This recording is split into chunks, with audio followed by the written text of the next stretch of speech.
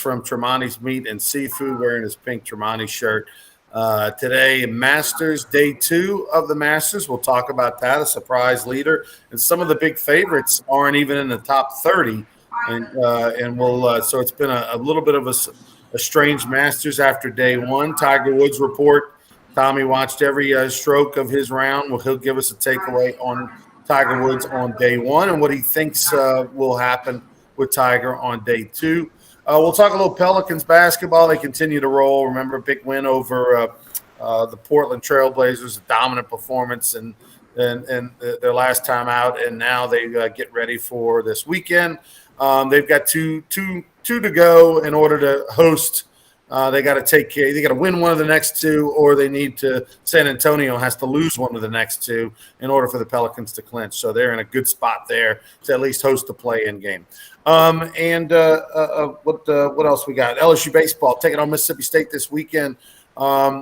This is a battle of 2 teams that have gotten off to disappointing starts. You're talking about the defending national champ in Mississippi State, who currently has a 4-5 record in league play. You're talking about LSU, who has a below 500 record in league play as well after 9 games. And so, somebody's going to come out of this series feeling much better about themselves and about the direction of their season. And hopefully, if you're an LSU fan, it's the Tigers. But it's a big one on the road. A battle of LSU statistically looks like they are the better team, at least hitting and pitching. Obviously, fielding, we know that's not the case. But they are on the road. It's going to be a giant crowd, tough environment to play on the road. And so we will see what happens. Of course, they're keeping the pitching matchups close to the vest. Let's bring in TK Tommy right here. Go ahead and hit that like, share button, folks. Tommy, your takeaway day 1 of the Masters, and you watched, first off, we'll go Tiger Woods right off the bat, -1, much better than a lot of the favorites. Your takeaway from what you saw from him in day 1. Well, it's really an amazing story. And, I mean, in a way, you wouldn't know there were 91 other golfers on the course because everybody, that's all they're talking about. And, Ryan, I turned on Dan Patrick this morning when I got in the car, and they were on Tiger Woods. But anyway, I watched basically all 18 holes that he played because he was obviously in the featured group on the Masters.com and on the app and on the laptop. And here's a guy that went and shot 1 under. Didn't make any terrible mistakes. Hit the ball where, quote unquote, you're supposed to hit it. His knowledge of the golf course is proven. We know that. Mentally, he looked as good as ever. He laughed a couple of times walking up the fairway with some of his playing partners. And I think he shot better than some people thought. But clearly, the last 4 holes or so, 4, 5, or 6 holes, in particular the last 3 holes, laboring a little bit on the leg. A couple of grimaces after hitting drives. Especially on the 18th hole, he kind of flared it to the right a little bit, saved par, but looked like it was tough. Now, as we all know, Ronnie, you and I both sprained an ankle and, pulled a little muscle or something. It's that next day, all right? And they're talking about the fact that he played in the morning and now he plays in the afternoon. He'll tee off at 12:41 Louisiana time. A little more rest as opposed to he had an afternoon tee time yesterday and a morning tee time today. There's a lot of odds on him against Tony Finau, who didn't play well. Tony Finau can't putt. That guy's a great golfer. He just can't putt. If he could putt like me, he'd win the Masters. But it's going to be the story. A lot of people are getting sick of it. Social media saying, please show it. Cam Smith was 6 under par on the 18th tee. He did double bogey the hole with a 3-putt from a long way away. And they're showing Tiger Woods walking to the scoring tent. Okay, and then showing Tiger Woods shaking people's hands. No, show the guy who's 6 under off the 18th tee. Now, they eventually showed it, but as most golf shots, they're not live, okay? They bounce around the best that they can, and in this case, you got 90 golfers on the golf course. So, but it's the story's Tiger Woods. The weather's supposed to be fine. Wind's supposed to kick up pretty strong out of the west this afternoon. Sanjay M, who was the overnight leader at 5 under, has already made a bogey this morning. He's out early because he was out late yesterday. And, Ronnie, you said it. All the big-time guys. I bet on John Rahm, 2 over. I bet on he's about to tee off. I bet on Justin Thomas. He's 4 over. McElroy, Sam Burns from LSU, 3 over, Koepka, 2 over. A lot of them guys. But as the old saying goes, will the cream rise to the top by the time we get to Sunday afternoon? Should be a great Masters, tremendous crowds. And I heard this commentary this morning. They showed a lot. They had a lot of more drone footage on the golf tournament than maybe in years past. And they had some almost Google Maps shots, and there were like 15,000 people on the hole where Tiger was, 15,000 on the rest of the golf course. I mean, you could throw the dart and say, okay, Tiger's got to be on that hole because that's where all the people are. So it's really a Tiger Woods story. Now, I'm sure some other stories are going to evolve through the weekend, especially if he, doesn't make the cut or he has a poor round today or something like that. I mean, Chance makes a good point. It's oversaturated, but he moves the needle. I'm guilty. I complained about it yesterday, Ronnie, but I watched him hit every shot yesterday. Well, it's funny. It seems like most of the people that bring it up or go, well, what about the other golfers? One, they're usually in the older demographic, and two, they are the hardcore golfers. Okay, and let's face it, the Masters is for the masses, and there are people that don't watch golf tournaments all throughout the year, except they watch the Masters. Or even somebody like myself, who I love golf, but I don't watch every week. I watch, the ends or rounds or big tournaments. So I'm a casual golf watcher. So my first instinct is, let me look at the score, look at the leaderboard, who's leading, and what's Tiger doing? Like, it's literally in that order. Every single time I know the dude's playing, it's let me see who's leading the tournament, and then what's Tiger doing. And whether that's right or wrong, it just is what it is. And look, you don't have to be a Tiger fan to do the same thing. And so he is the priority. And look, early on in his career, maybe 20 years ago or plus, when he was getting all the attention and literally the whole world revolved around him, there was some people that didn't quite get it. There was some jealousy, but trust me, in the last 15 years, the PGA Tour and all its members get it. Those golfers are damn happy Tiger Woods is there. They're damn happy he's getting all the attention because they're all making more money. The PGA Tour is better. There's more people at the events. The purses are bigger, and now Tiger's at a point nearing 50 years of age where he's this legend who's been the ambassador and the face of the game for nearly 40 years. And the other thing is that it arguably, Tommy, regardless of what you think of Tiger Woods, it's one of the greatest stories of comeback stories ever. The guy literally was almost dead. He almost lost his leg. And we never thought he'd walk again. We never thought he'd play again. And here he is at the Masters shooting 1 under, and the number 1 player in the world or whatever, and number 1 and 2 players of the world are like behind him in the standings. I mean, it's incredible. Now, you have a bet today that you like.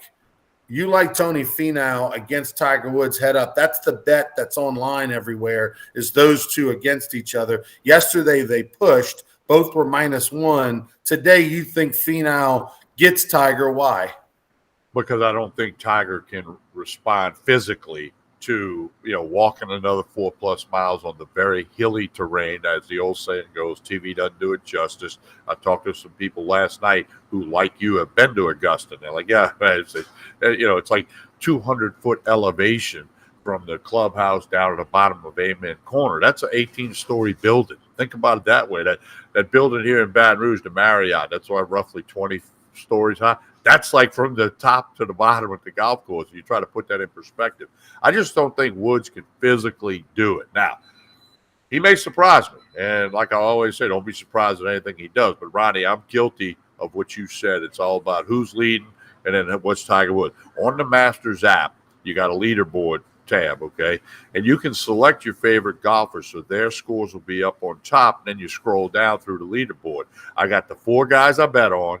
And I got Tiger Woods because I want to know what he's doing. Now, yesterday I was able to watch more than I thought I could. I had some meetings canceled. So I'm guilty. It's all about Tiger Woods. Let's hope some other stories do evolve. And, if Tiger Woods misses the cut, I don't know. These announcers are going to have to change all of it, go find some new notes. But we'll see. He might be there for the weekend. He might not. The I I like your prediction and your rationale and thought process, Tommy, with the whole Tiger thing. Let me just say this: the limp is a little bit deceiving um, from a standpoint of the limp is misleading, because just because Tiger Woods limping, and the doctors and the medical people said that, look, Tiger's going to walk with a limp the rest of his life. When we had to repair him and put him back together, things didn't match up evenly like they did before. So he's going to walk with a limp. So the limp doesn't mean pain, but you said you noticed him grimacing on the last couple of holes.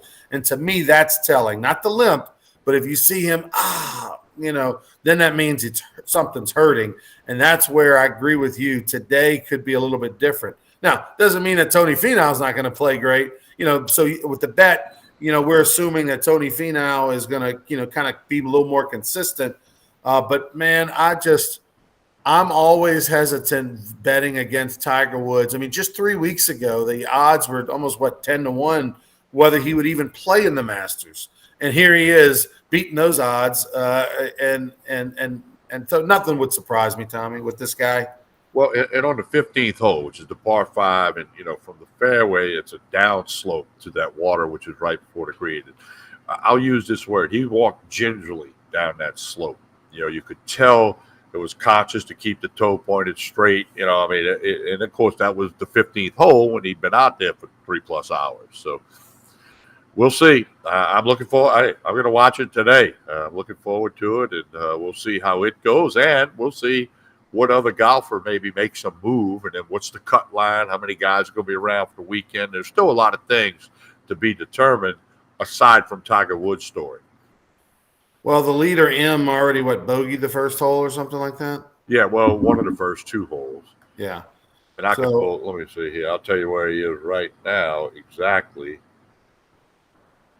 Now he's back to 5 under, so he got that shot back. He's through 3 holes today, and he's back to 5 under. So he's obviously got a birdie and a bogey there. Let's see. Let's move on to talk a little Pelicans here, and then we'll get into LSU, Mississippi State. So the Pelicans, Tommy, they just continue to look like – here's the thing I like about the Pelicans, and Joel Davis has got to give him credit. He got us pumped up about a month and a half ago on Sports Shorts Radio on Saturday mornings from 10 to noon, and tomorrow we'll be at the Bruley Walk-Ons, a little program change, TK. We'll be at Bruley Walk-Ons tomorrow. And the thing about it is that, they look like they're playing with this joy and this like for each other and this team basketball that you rarely see in the NBA. It's such a me, I league. Hey, did I get my points? Did I get my minutes? Did I get my stats? It's almost like they don't, and they play 72 games, which is probably too. I mean, I play 82 games, which is probably too many. And so, there's a lack of caring, I think, on a night in, night out basis. There is something different about this Pelicans team in the last month and a half or two, and they look like a college team.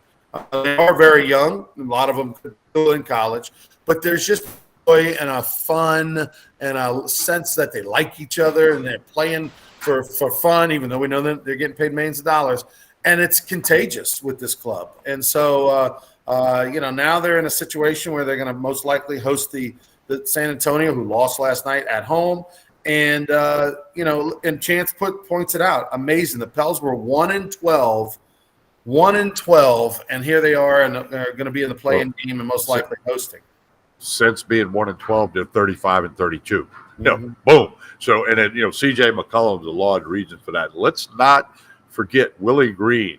They said this guy would be a good coach. Some of my friends in New Orleans, the Ken Trahans, the Eric Ashers, they said, hey, this guy's going to get it done. And they liked what they saw in him.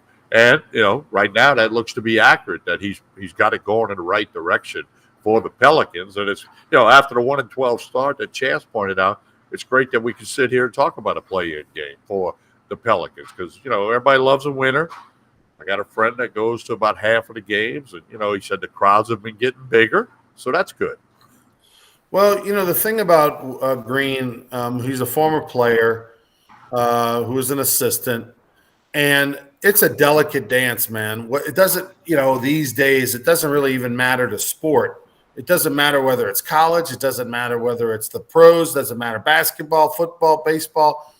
It's a delicate dance on how to be a coach and a player's coach and a disciplinarian type coach, right? Because players nowadays get their feelings hurt easier than ever before, particularly in the NBA where it's such a player-driven league. They almost have more power. They do have more power than the head coach if they unite. I always say this about crazy parents that try to go get high school coaches fired or something like that. One parent, you're crazy. They just that person's nuts. We're not going to listen to what they say. Two or more, you're fired.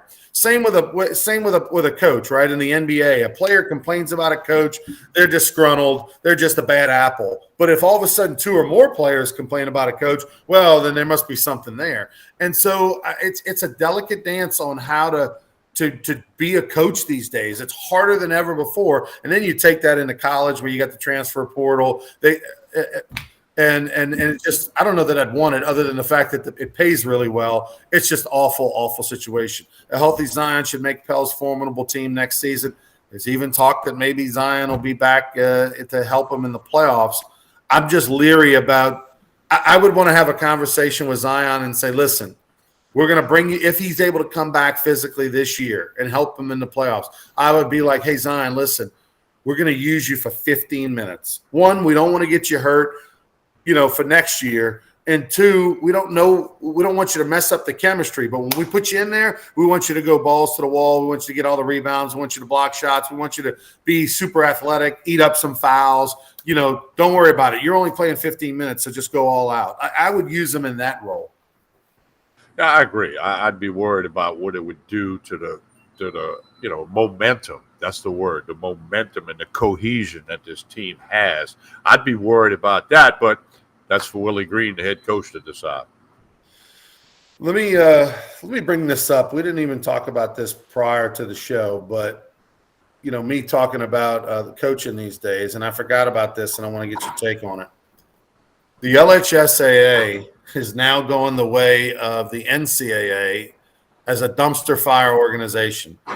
The fact that they have now approved NIL deals for student athletes in the state of Louisiana, that is going to be the new death of high school sports.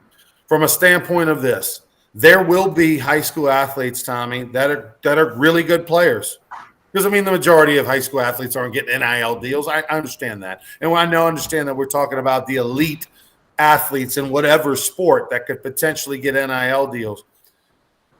But two things are going to happen. One, the big boys with all the money, not named LSU, are going to start coming in at 15, 16 years old, throwing a little bit of dough. Alabama, Texas A&M, our rivals, are going to throw a little bit of dough at some players and lock them up, kind of start that relationship in the right way with some cash in their pocket and mom and dad's pocket at 15, 16, 17 years old before they ever leave high school, which is going to make them come to that school, down the road. But that's LSU's problem.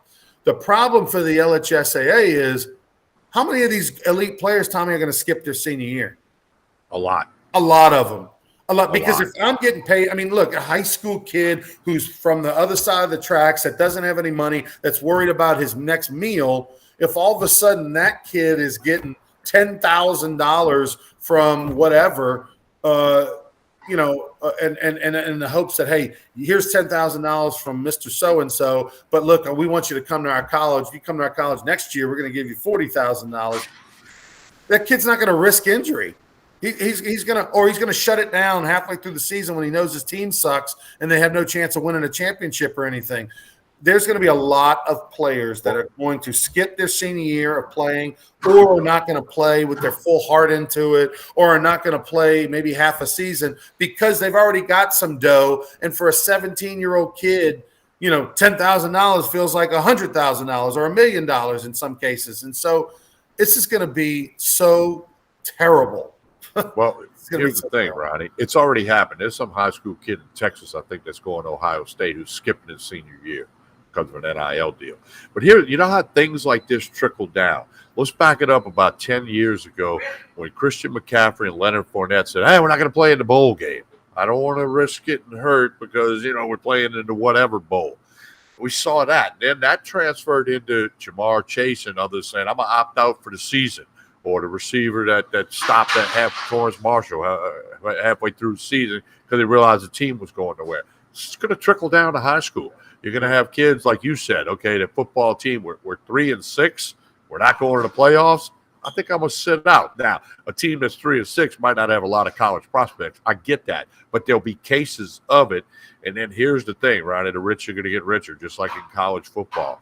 Your schools and the high schools that have money that aren't maybe getting the monies from the colleges that you pointed out, but like in the Catholic League in New Orleans. They got alumni at Holy Cross and Jesuit and St. Aug and Rummel that are going to say, you know what, we got to beat those other guys. Here's a NIL deal for you, but you got to play. And then, Chance brings that up. He says, I even think it will give advantage to private schools and hurt public schools. Again, yes. Well, okay, let me put it like this. Gordon McKernan, everybody wink, wink, nod, nod, knows that University High, when they won 2 state championships in a row and his kid was playing quarterback and all of a sudden they had all these stud athletes, everybody knew where that came from, how that happened, help get them in, whatever the case may be, pull some strings. Well, Gordon, and we know we bring him up because he's big in the NIL world. Just drive down the highway, you'll see some billboards. But if you have someone with Gordon McKernan's means, and not him per se, but anybody else, with his means and his desire to be the best, he go buy teams. What if Gordon McKernan wants to make U-High legitimate again? Just start sprinkling some fairy dust over some of the best players in the state in the Baton Rouge area, and wink, wink. Well, we got your application in, even though U-High is so tough to get in. Man, you seem to have gotten in there, big left tackle. It's amazing how that works, but. This is going to open up even more of a can of worms than what the LHSA wants. This is an organization, right, that's out there taking state championships away from Catholic High and other teams, other teams, and because of rules. And now it's just they're going the way of the NCAA. There are no rules. It's the Wild Wild West. Do whatever you want. Just show up and play your games. And unfortunately, I don't know if all of them are going to show up and play. And that's the part that freaks me out more than anything. To be safe, the landscape is changing significantly, and I don't think it's good for the LHSAA. I agree with you. And look, I get it. Other states are doing it too, but this is just—it's so oogie, Tommy. Like it's gross. I feel like shaking hands with that used car salesman where his hand's greasy and you got to go wash it afterwards. Like that's what sports unfortunately is starting to feel like. You're going to have a whole generations of athletes now that it's all about making money. Like there's no joy in sports. It's just now let's get to high school so I can get paid. Hey, I'm a great athlete in what are you going to do for me? Private school A, private school B, private school C. Maybe there happens to be a booster at Dutchtown or something that, who's going to give me money to come to your school? Okay, now I get to my school and, I'm not going to play my senior year because now I'm a college prospect. Who's going to give me money to go to college? And then when I get there and I don't like it because I don't start right away or I'm transfer, who's going to recruit me and give me some money to go to your school? And then I'm going to leave early to go to the pro. Like it's just, when do people play? Like nobody plays anymore. It's all about just getting mines. It's not about playing anymore. It's about how much money can you give me? Who can love on me? Who can recruit me the most? It's not even about performance on the field. Stingley played 3 years at LSU and he played like 1 year. And so now it's about pro day and how fast I run and how high I jump. It's not about actually playing games and being a good player and having years of tape and all this joy and fun on the field. It's about just simply getting mines. And I'm not, and I get it. If you're a plumber, you're going to leave for the next job that pays you more to plumb. But it's just so gross. It's so gross. There's just no loyalty on either side. There's no I'm playing for LSU and the Tigers. All the video shit is just bullshit. Like it's all crap. It's all fictitious. None of those players really care. There's a handful of dudes who grew up and their daddy played at LSU. It's been a dream of them at LSU, but it's all Hey, say this for social media. We're going to film it. We're going to make something. Oh, you love LSU. You love it so much. I mean, there's 5 guys that love it in the last 10 years. The rest of them, it's just a place they go on their way to the NFL. It's gross. Well, it's all about the money. Follow the money. Follow the money. It's money, money, money. Jimbo is the most greasy car salesman out there. Well, he's the most successful car salesman. Well, I saw a meme on that. Jimbo Fisher and Kevin Sumlin through 48 games have an identical record. They both have 1 win over Bama. They both have 3 bowl games and no SEC championships. It's amazing. It really is. It really is. All right, let's talk about Mississippi State. Byron just said it. They're playing for the name on the back of the jersey, not the front of the jersey. Spot on, Ronnie, and I agree, Byron. I also think spot on, Ronnie. And this is tough for LHSAA, but they kind of got to do it. You got to do what everybody else is doing. But I'm telling you, 2-3 years from now, they're going to look back and realize that was the beginning of the detriment of the quality of LHSAA sports, boys and girls, because there'll be girls getting NIL deals. You can count on it. They basically, I'm sure they're just getting out of. Everybody's doing it, right? And they're getting out ahead of a potential lawsuit because if every other state's doing it and all that, but it's just gross. And it's just not a high school, like I just said. The college part too. It's oogie. It's hard to care. It's hard to really get into the players. I mean, I always ask people ask you, who's LSU recruiting? Does it matter? One, they're going to say they're coming at 15, and then they're going to change their mind 8 times between the time they get there. Do they actually come, and then do they stay? I mean, tell me who's here 2 years after they sign with LSU. That's what matters, right? I've talked to multiple college coaches, particularly at the mid-major level, who say we're not recruiting high school kids anymore. Just not. We're going after portals and JUCOs because as a mid-major, not necessarily an LSU, if we do a good job and develop a kid, he's out. Look at UL's team, man. Last year they were amazing. Now they're all gone. They either graduated or they all transferred to LSU and elsewhere. So now they're starting over again at the bottom.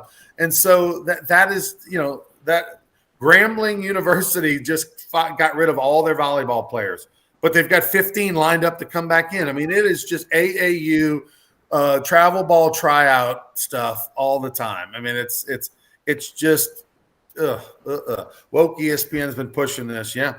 All right. LSU, Mississippi State, both of these teams, Tommy, playing this weekend. These are the blue bloods of college baseball. You're talking about the defending champs in Mississippi State. There's clearly some hangover aspect. We know they've got a couple of other starting pitchers that have been injured this year.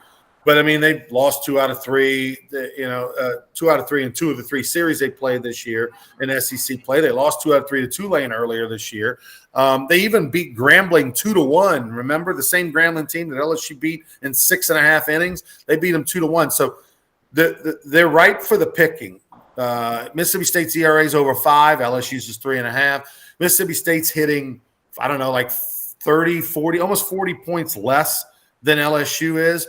But playing on the road in the SEC, and by the way, LSU doesn't necessarily have, aces or, they don't know who their rotation is per se. So this is very even series, but whoever wins it is going to all of a sudden feel like, okay, we righted the ship and they'll come out of this thing, being above 500 or being 500. All series are very important. This one's really very important for both of these teams. One of them can maybe start going in the right direction. It's going to be tough on the road. Mississippi State, as you said, they beat Vanderbilt in the finals of the College World Series last year. And they've had some injuries, some significant injuries, especially on the pitching staff. So, man, LSU's just got to find a way to have some energy and be consistent, cut out the errors or overcome an error or two if it happens. Quit swinging and missing. I'm going to go cliche. Get all the timely hits, get the pitching, whoever's on the mound, get somebody out. I'm going to guess it's Blake Money and Hilliard, 2 of the 3 starters, and then we'll see for game 3.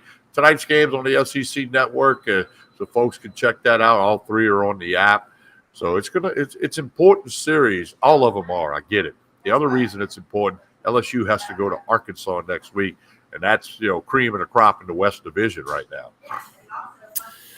Yeah, no question about it. Hey, by the way, Baton Rouge Rougarou, let's tell you about it real quick before we get out of here. The Baton Rouge Rougarou Summer College Baseball Wood Bat team playing this June and July. Get your tickets now. It's a special before the season starts. Only $100 for a family of four to go to any game that the Rougarou play this summer. Go to brrougarou.com. That's $1 a ticket, folks. And if you so help support the Rougarou, even if you're not going to go to every game, and give away the tickets to your friends at work, your family, whatever the case may be. brrougarou.com, minor league baseball, but with college players. TK, tell us about Tremonti's before we get out of here. Well, lunch special today is the fried catfish topped with crawfish etouffee. Next weekend's Easter weekend. They've got a lot of orders for live crawfish, boiled crawfish. Call and get your orders in. Stop by. Whatever you need. 1 sack, you need 20 sacks. They got an order of 500 pounds crawfish going out right now as we speak. All you need, live or boiled crawfish for all your Easter weekend needs. Tremonti's Meat and Seafood. Connect on Facebook, Instagram. Go to tremontis.com or be sure to stop by on Jefferson Highway right down the block from Parkview Baptist Church and School. Tremendous wine selection behind me, all the whiskey, all the seafood for your Lent stuff, tuna, salmon, shrimp, crab meat, fish. They got it all. Tremonti's Meat and Seafood, barbecue ribs is the lunch special tomorrow if you want to check that out on a Saturday. All right, we'll be back on Monday. Don't forget Sports Shorts Radio tomorrow morning, 10 to noon on 104.5, 104.9 ESPN Baton Rouge. We'll be over at the Bruley Walk-Ons over there. And by the way, let me tell you real quick before we get out of here, special event going on tomorrow at the Bruley Walk-Ons. It's a give back event for Sofia Santangelos. Join us to get back to Sofia and her family as they prepare for her sudden open heart surgery. She's a young little girl over on the west side. Walk-Ons will donate 10% of all sales to the Santangelos family on Sunday. So we'll be at Walk-Ons tomorrow. We'll talk more about it and find out more details. But on Sunday from 2 to 8, you're looking for some lunch, looking for some dinner, you want to watch the end of the Masters, go to the Bruley Walk-Ons. It's only 5 minutes across the Mississippi River Bridge. They'll have live music. They'll have crawfish. They're going to have a lemonade stand for donations, lots of kids' activities, inflatables, snowballs, sidewalk chalk, games, face painting, you name it. All a fundraiser for Sofia Santangelos. Cute little girl. I'm guessing she's by the picture. She's probably like 6 years old, and she needs open heart surgery. So they're going to do a fundraiser on Sunday at the Bruley Walk-Ons. We'll tell you more about it when we're over there tomorrow. For Tommy, I'm Ronnie. Have a good one. Please like and share this video. Like and share it, and we'll see you on Monday morning for more Sports Shorts Daily, presented by LeBear's Casino, where you can place a bet at their sports book.